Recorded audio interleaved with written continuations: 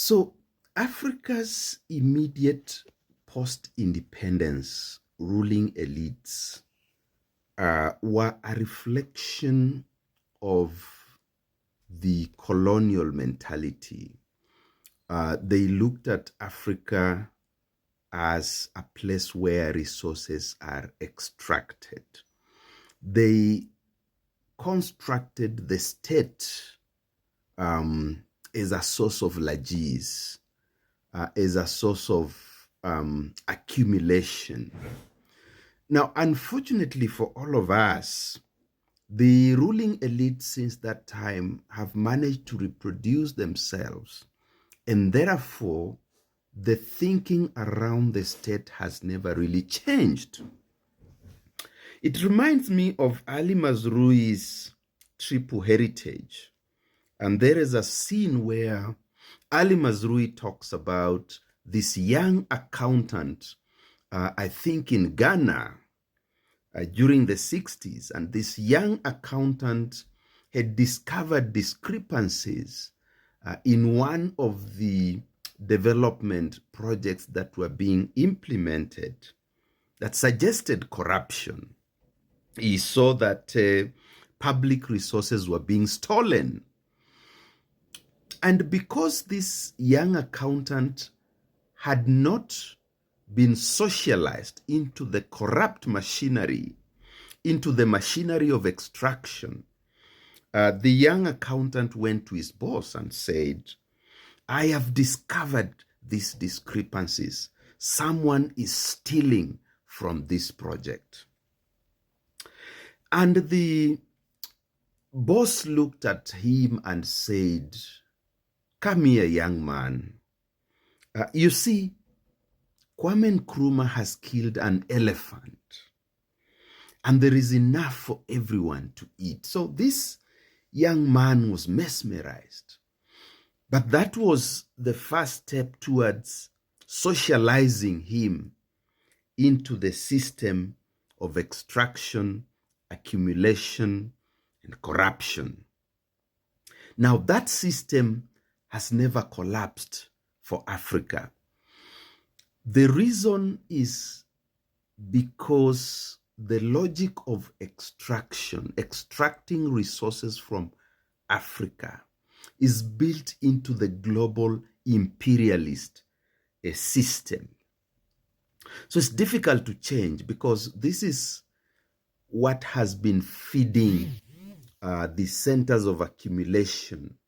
If you remember the center periphery, the Marxist critical thinking around center periphery relationships, it is these resources from Africa that have been feeding these centers of capital accumulation, while African people remain poor.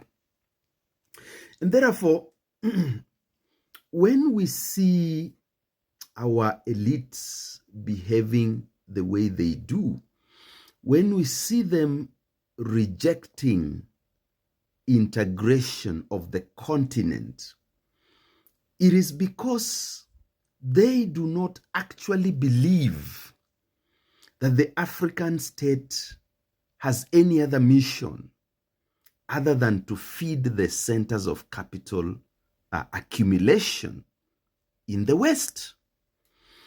And for many years, if you have read the literature, there's something we call capital flight. And capital flight for many years was characterized by a number of things. The first one is corruption, based on the logic of extraction, extracting resources, taxpayers' money. Secondly, after extracting the resources, looting the resources, then it is invested abroad. So many African leaders actually over the years from the independence era have had investments in the West. So the same way that the colonizers were extracting resources and investing those resources in the West, the African elites were also doing the same after independence. So they were investing. Thirdly, they bought luxury homes. If you remember the case of Mobutu Sese Seko, probably one of the most important exemplification of that trend. So they buy homes and so on. So at the back of their minds, Africa is not even their home. Africa is the place where you extract, then you invest elsewhere, then you buy homes in the places where you have invested. You don't even expect the African state to outlast you. So it's a rat race of extracting, investing abroad, buying homes abroad, so that when the day comes, the day of damnation for the African state, they expected that. Then they would go to their homes abroad. And this is why it is really, really difficult for Africa to move forward if a way cannot be found to totally demolish the current ruling elites and their philosophy of extraction.